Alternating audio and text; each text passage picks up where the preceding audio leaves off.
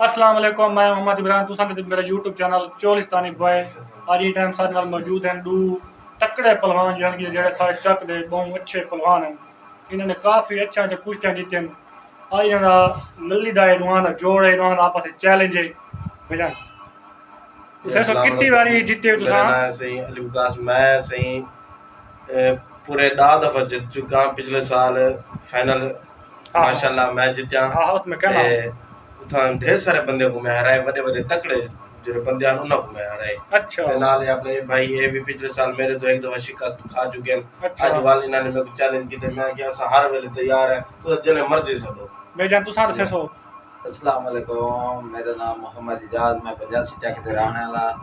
बिल्कुल भाई सही कहने पे मैं काफी दफा जीत चुका।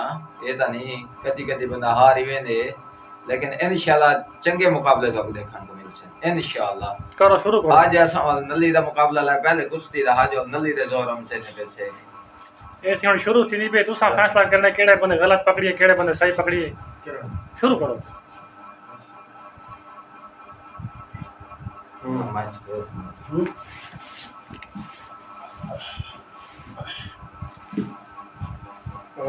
बस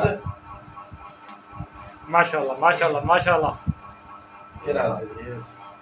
उस खब्बा है खब्बा ए ना गालो शाबाश। हां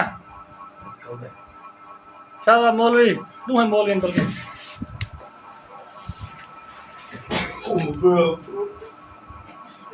भाईजान कुश्ती दे जब दा नुकसान करवा खड़े हैं की में मेरा मोबाइल त्रुट गए। चलो बिया के जले मिस्त्री को मोबाइल बढ़वे ना जल पेट सुन बिया के मिलसो है कल मिलसो इंशाल्लाह। अच्छा भाईजान, ये बराबर जी चुकी है। लाइक दे फॉलो कर